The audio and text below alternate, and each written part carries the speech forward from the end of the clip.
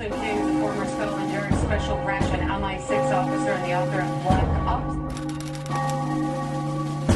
Hello and welcome to the Black Spy podcast. Today's show, as per normal, is going to be an interesting one. It's where I lift the lid off it's a very tight lid, if you will, off the world of secret intelligence, national security, and armed governmental personal protection, where it interfaces with the geopolitical world. And today, I've got a great guest. I'm not going to tell you what he does. I'm going to allow him to do that and allow you to see where the synergies are between his world and the secret world. My name is Carlton King, and this is Ross Tremain. Hi, Ross.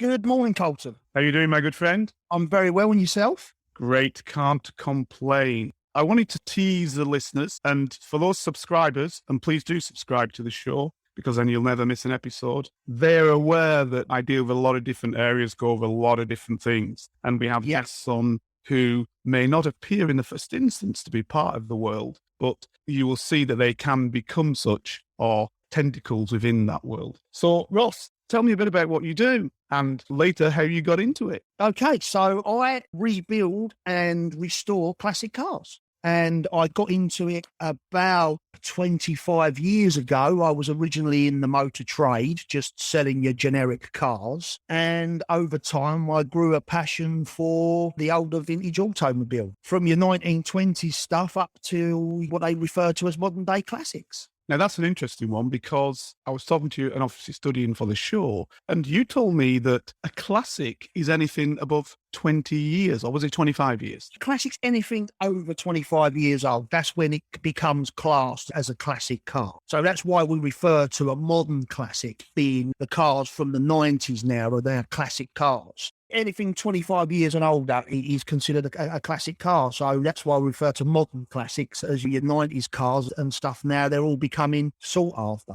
So the old bangers that we drove as youngsters are now becoming worth money. That's the one. That's great. Now, what I will do is I'll tell you why I think that you intersect with the secret world, because frankly, cars are a major part of any aspect, be it national security, secret intelligence, and definitely in the personal protection world. It's quite interesting because I was doing a job going some years back. This would be in the late 80s. As then I was in special branch. Our work is all to do with the secret world, not drugs per se, but it was basically because particularly Pablo Escobar was a threat to the state of Colombia. I was looking at that from the perspective of what we called in those days narco-terrorism. This was one guy who loved cars. And frankly, when you look at it, you see a lot of the people in this kind of world, and particularly if you're looking at the angle of narco-terrorism, these guys buy cars like they're going out of style. Escobar was certainly one that loved his fast machines. He was an absolute car nut. From the research that I've done, I like to know what kind of cars people drive. And Escobar,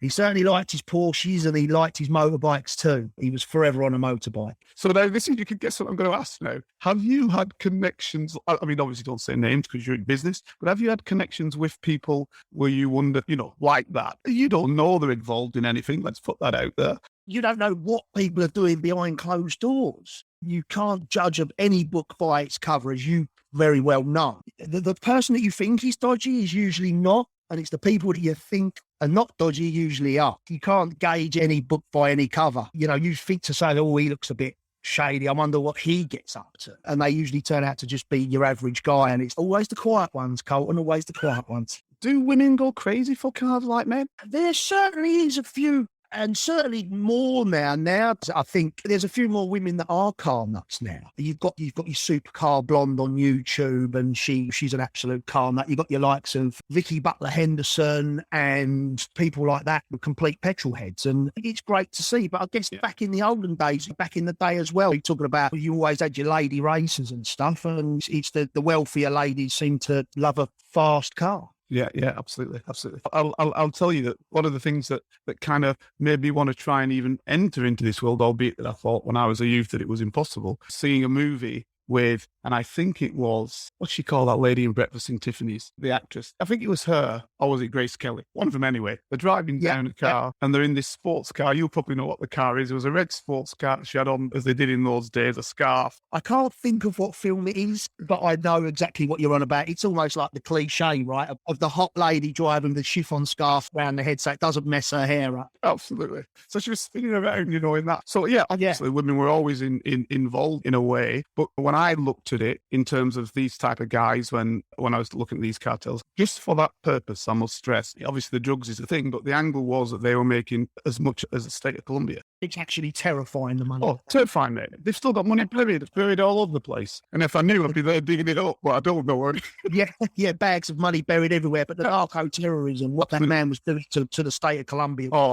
Unbelievable, just terrifying, blowing planes out of the sky. Just you got in his way, you got whacked. It was just no moral compass whatsoever. Zero. That's the one, mate. It takes a certain kind of guy to be like that, to be stone cold, no morals whatsoever. So that brings me on to my next part, mate, because it moved across to Mexico, as you know, and it was down in because of the way that the flows go to try and get into the US. But one of the roles I had was I was in charge of elements of protection. I was in charge of running, basically, at one stage, also going out, doing protection with several teams that were underneath me, but also running the office for the United Kingdom for the protection that we do for our Prime Minister, Foreign Secretary, Home Secretary, blah, blah, blah. There's not that many who get it. And also visitors, so the President of the United States, President of Colombia, President of wherever he might come to the United Kingdom. And one of the things that I had to do was obviously look at vehicles and buy vehicles. So I'm going to ask you a question. So one of the things we had was we at one stage used to use a lot of vehicles that appeared, as I'm saying this, appeared to be British. So in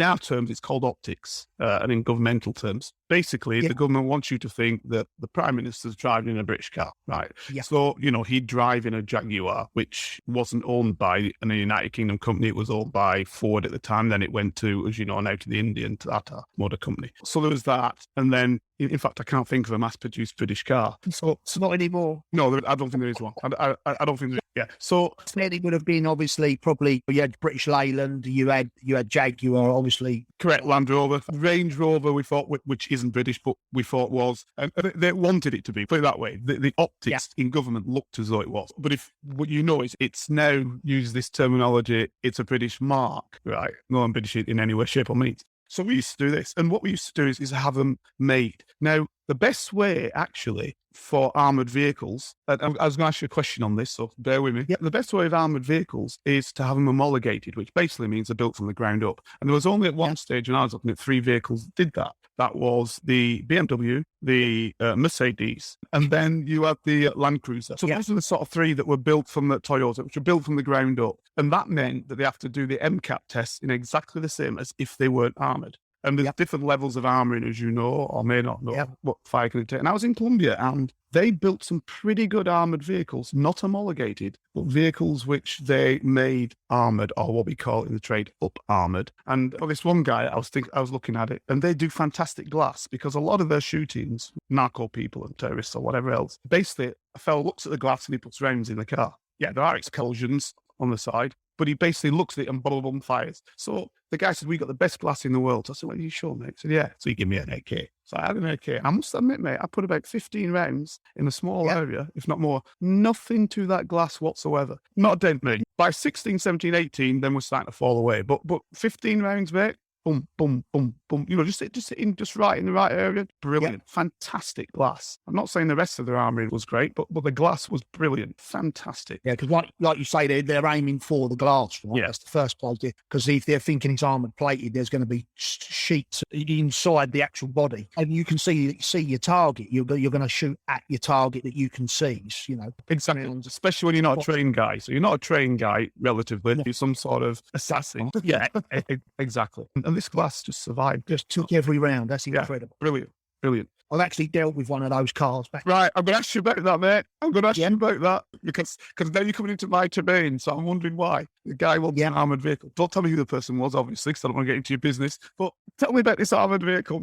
So I had to do some work on one. This would have been in the 90s, and all I'm saying is that he was a king. a very famous king. Right, I can guess already. A very famous king, and his car was in London, and he had some light damage done because the weight of the car changes incredibly. I mean, you're talking about your average S-Class is probably 2.5 ton of German machinery, which as a standard, if you've ever been round an S-Class Mercedes, and certainly we call it the Princess Diana Mercedes because it was that S-Class, that shape. The actual glass in that car as standard is triple lead. Yes. So you can't hear a thing when you're driving one of their incredible machines. They fitted some of them. The 600 was fitted with a V12 powertrain, and the weight of it was already, like I say, 2.5 ton. And then they, like you say, they armoured, then armour it, which adds another 2 tons. So you're talking close to 4 ton of machinery. So they handle a bit different. They have to upgrade the suspension, etc., etc. But anyway, one of the drivers had taken to one of the curbs in London and just scraped down the side. So I had to refurbish the wheels and make the car right again. But we couldn't jack it up. My jacks couldn't handle the weight. So we had to get some special jacks. And I remember opening the door, Carlton, and thinking to myself, oh my God, like how much armour is in this door?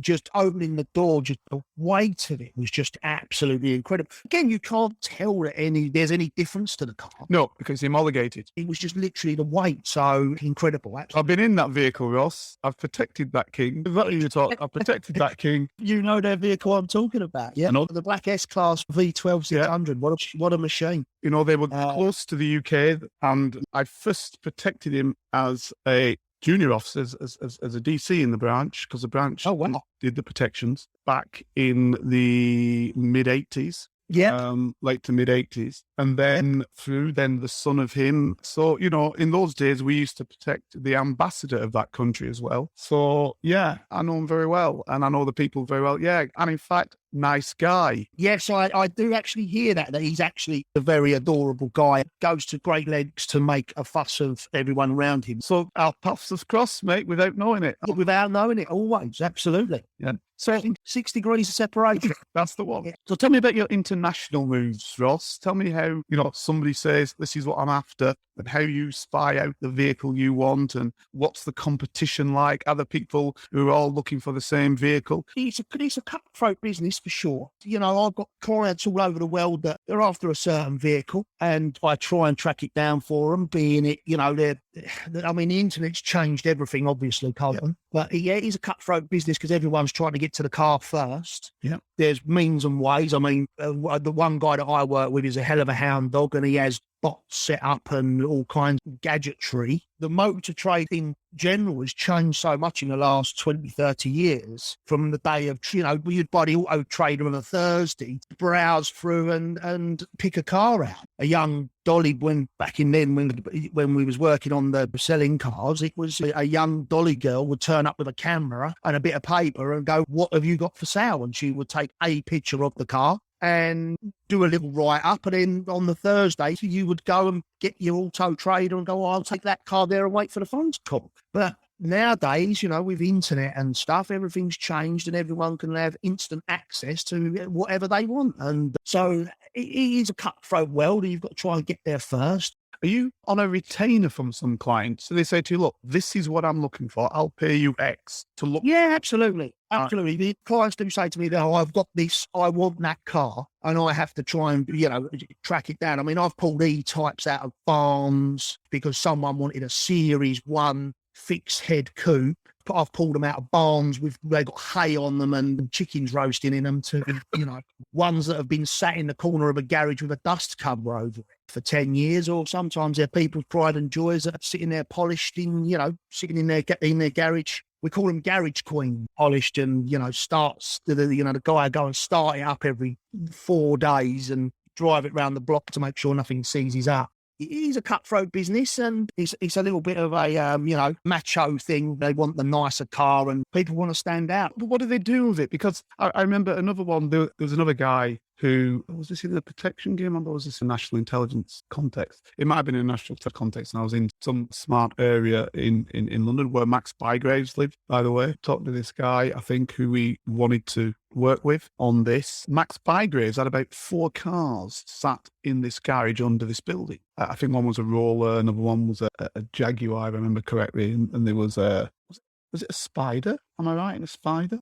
We refer to a convertible like a Ferrari as a Spider. Yeah, and a Spider. And one of them, I can't remember what it was. He just sat on there. Like you just said, he'd come down and just sit in them and turn them on, apparently. Don't remember, they're an appreciating asset. That's the other thing now, that, you know, some of these cars, people just buy them just like you would a commodity. You know, they're commodities. They're just an investment. The people buy up, you know, certainly the Porsche world at the moment. Porsche 911s have become so collectible that I do believe that Deutsche Bank was actually classing it as an investment, you know, and lending money so you could go buy a classic Porsche 911 and leave it in the garage for 4 or 5 years and it jumps up 20%. These people with money, they use it as a commodity, as collateral. They park them up and they know that their money's sitting there, and sit there and stare at their pretty asset. So straight away, to me, when I think from my perspective, that looks a way to pay somebody for something, be it espionage or whatever it might be. It won't show up. Gift the car. And again, like the likes of these cartels and stuff, that's what they would do. They would gift someone a car. Just here, it's payment. It's an asset. It's a payment. Like you say, they would just gift the car, or yeah. So what's the most expensive vehicle? If you can say, again, Ross, I'm always conscious that you've got, you know, don't say anything you can't say, you've got clients. What's the kind of most expensive car you've ever dealt with? And was there a story around trying to get to that vehicle? Yeah, absolutely. I mean, I can't, like you say, I can't drop names and stuff. But No. Say, there's a couple that have been the million mark for sure. And, you know, one of them was belonged to a guy in, I'll say North America. His car was sat down in his collection, and it turned out to be about 1.2. It was an American muscle car. We had to coax it out of him and get it to the next collector, which is always that's where I buzz off my job. Not the money, it's the thrill of the find. Like I say, I've got a partner that I work with in North America, and he's just a hound dog. I don't know how he does it. He sniffs out these cars, and that's the thrill of us going to go and find them. And just recently, we come across an underground garage that had 15 muscle cars. Sorry, what would be defined as a muscle car? Muscle cars are reflected as the kind of American cars from the 60s, 70s, and then, you know, big powertrain, 5.7, the big engine, what's referred to as the muscle car. Yeah, big tanks, Yank tanks, we call them. Yeah. So these are sought after in the US? All over the world. Any good collector will want a decent muscle car in his collection. It's the difference between the roar of a V8 and the finely finessed engine of a German car. It's two different ends of the spectrum. The Americans build a big, powerful V8, whereas in Italy and Germany, we prefer a highly tuned engine, and you can hear it in the noises of the car. That's just a V8 powertrain, whereas a Ferrari or a Porsche would be more of a fine noise. And that's, you know, every collector, that's what all the collectors want. They want a variety of machines. So where do the Japanese sit with this? Oh, the Japanese, they built some fantastic cars. I mean, now, that kind of era of 25 years ago, they was building MR2s and Supras, and they have really become big money. The Nissan Skylines, you know, the Japanese build fast cars, small engines usually, but fast, you know. Yeah. They never really do anything over a 2.5-3 litre engine, but they stick turbos and superchargers on them, and let's face facts, you know. We all know what Mitsubishi started off doing, you know, and again, the Mitsubishi GT, funny enough, I see one yesterday on the road, a 96, a 3000 GT twin turbo, and I looked over and thought, wow, look at that. It looks old now, you know, and I remember that car being new, and it's, you know, and that's the other thing about classic cars is that, and certainly people, as they get older and they get money, they become more nostalgic and want the cars that they couldn't have. They get into their 40s and 50s, they get a bit of money behind them, they've done well out of life, and they want that car they could never quite afford when they were youngsters, and now they can afford it. Yeah, okay, maybe he's having a midlife crisis, but at the same time, now he can afford his midlife crisis. So when you're saying that, Ross, though, is that's a lower scale, is it, in terms of your business? You got your $1 million man, or £1 million, in fact, man, sitting up at the top, or woman. Then now you're dropping down, aren't you, to what? Yeah, God, yeah. I mean, now you're talking, don't get me wrong, some of the stuff I deal with is hundreds of, some restoration projects I sell can be, £1,000, 1,500 quid. But then you've got your top end and your bottom end. But some people want the thrill of the build and, want to resurrect a rusty bucket. And then you've got your guys that want to just go, no, I don't want to do that. I want the shiny new machine. Yeah. So where would you say the blend is for most of your work? Does it blend down from the million or does it blend up? The big end stuff that happens not very often. Mid-scale is what I deal with. Your 50 granders, your 25 granders. And like you say, it can be one day, it could be a £1,500 banger. The next day, it could be the £1.5 million. And again, that's what I enjoy. And it's the thrill of that person's face when they get what they want. That whole, well, I've finally got it. I've got that machine that I dreamed of. Now, thinking off the top of my head, one fellow who I would like to have on this show, James Martin, the chef, he's an absolute crazy guy for cars, isn't he? He says it all the time. He talks about he wants these cars. Now, he goes to a lot of different shows. Are you present? I know you've been on a lot of TV shows. Yeah, I also own an online marketplace, an app, which buys and sells cars. Right. And so we spend a lot of time at shows, different shows, be it the Goodwood Revival, the Goodwood Festival of Speed, down to, your average car meet. You got guys, sometimes we turn up at Cats on a Sunday morning just to see a bunch of guys that have all got the same car. And then you've got your big shows, you've got your trade shows and stuff like that. But I do a lot of shows and they're fun. You see a lot of the same characters and it's always good, and you bump into the same people, and we've all got stories and what have you found lately, and it's great, and it's a good community and everyone knows each other, and we all will give so-and-so a call, he's got that, or I need a part for this, I'll give so-and-so a call, and it's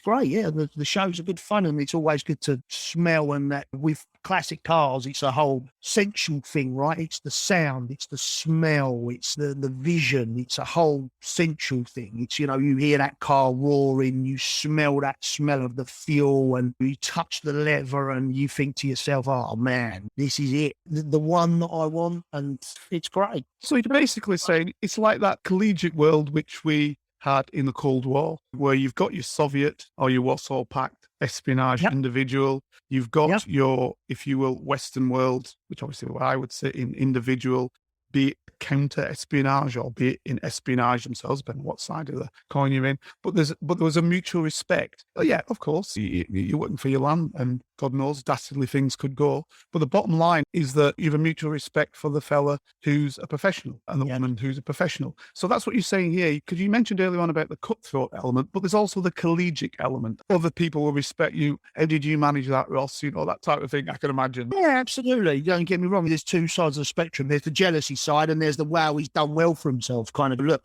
He's worked hard and he's got what he wants. That's what you work hard for, right? To get what you want. Yeah. So there's the mutual respect, and that's the way it is. Yeah. Brilliant. Now you've whetted our listeners' perspective on this whole issue, but I'm guessing there'll be some there thinking, I'd like to do that. How did you get into that? Because I know your dad was a pathologist. Yeah, my pathologist. A top pathologist in London. He's just written his memoirs, which is quite an interesting read. If anyone wants to pick it up, that's what it is, Ross. I mean, this goes all over the world. So, I mean, as for your business as well, if you want to say what your business is, my dad's a top pathologist in London in Guy's hospitals. I had two ends of the spectrum. My mother and father split up, and my mother was with my new stepdad. I owned a car garage and was into motorsport, and then my dad was obviously in London solving murders. So it was quite an interesting upbringing, to say the least. Yeah. So, my dad's book, How to Solve a Murder, it's a good read. It's the underbelly of the forensic world, which is good, and it's set in the 80s and 90s when, London was a strange place, from IRA bombings to natural disasters, train crashes and some real horrible stuff. Yeah, so that's kind of how I got into cars, and then I started selling cars, and then I just fell in love with the classic car side of it. So did you get assistance from your stepdad to get the kick off? Because people wonder, how can I kick off? Just being around the cars, again, with that central thing of going to the garage I'd rock up to his garage and he'd be working on a Jag or working on this is back in the 80s when, it was, everything was spanner and stuff like that. So he'd be on a spanner on a car and I'd be poking around, and, there's no quite smell like a walnut and horsehair and leather on a car. It gets you going. And from there on, it just, my love of cars just kept on growing for the classic stuff, really, Carlton. Brilliant, brilliant. And from then on, for me, it was the thrill of the chase when I started to get into the real classic side of it and pulling out restoration stuff. And we would go into, like I said before, we've been into barns and found stuff tucked away, and you could get a rumour.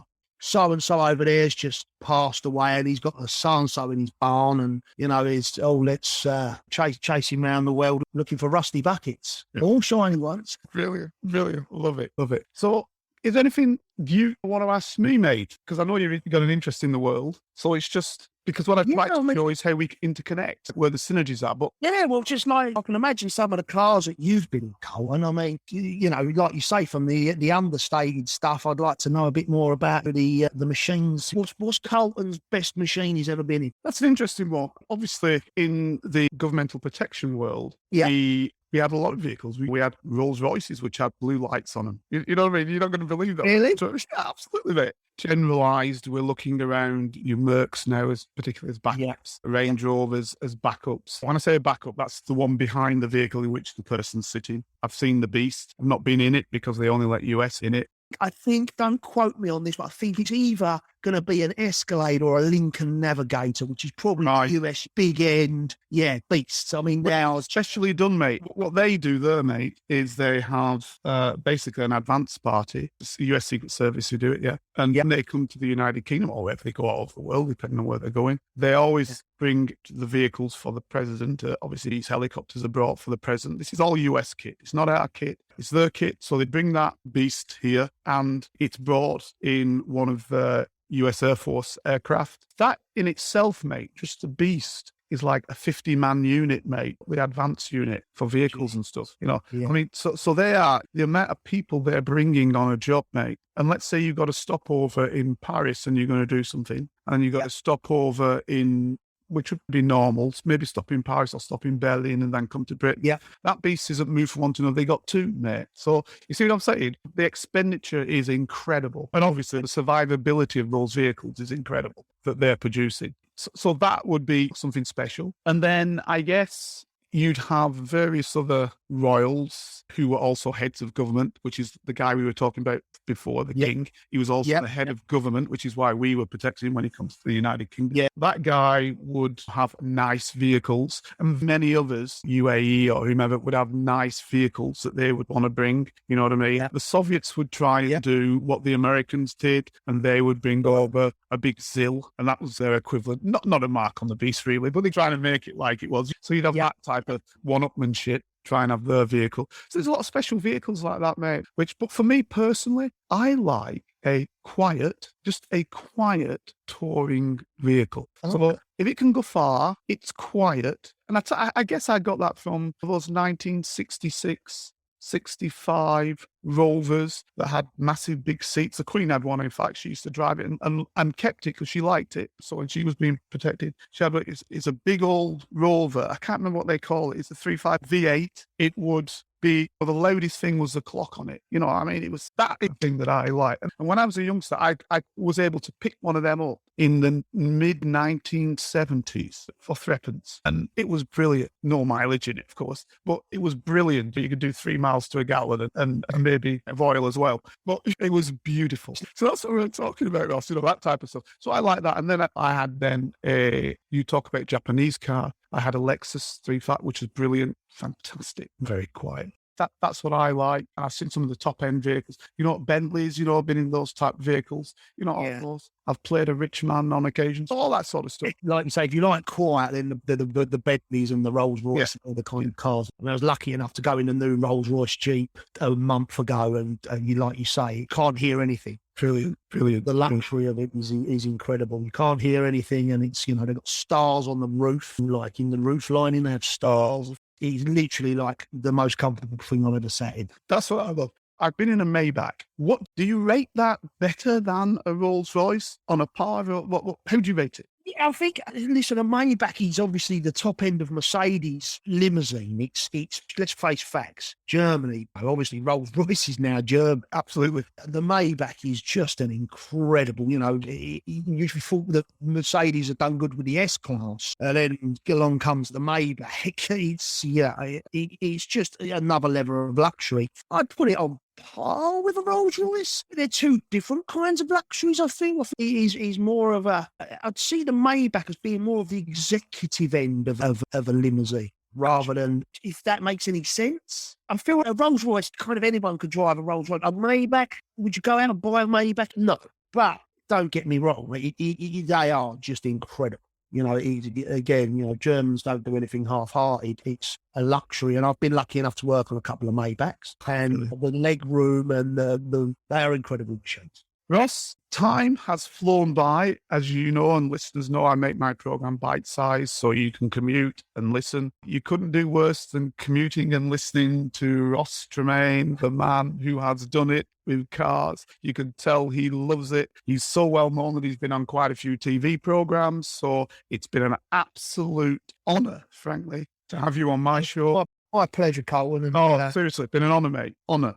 I can feel your love for vehicles, and that is fantastic. Comes across. So, Ross, listen, pal, I'm going to have to say thank you very much. We're definitely going to have you back on again. I'd love to come back and chat some more, for sure. Great stuff, because you're hiding stories there, mate, and I want to pull them out. But thanks very much. Listen, guys, if you haven't subscribed yet, please subscribe to the show. That's it for today, and we'll see you guys next week.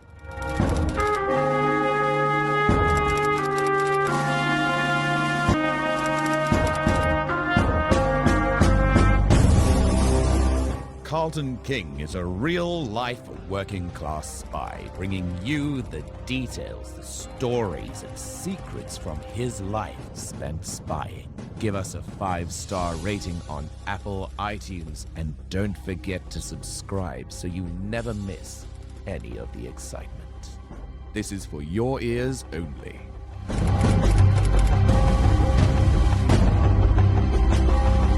My name's Carlton King, and I'm an ex-spy. This podcast was produced by a podcast company. If you need help with your podcast, simply visit apodcastcompany.com or email Jason at apodcastcompany.com.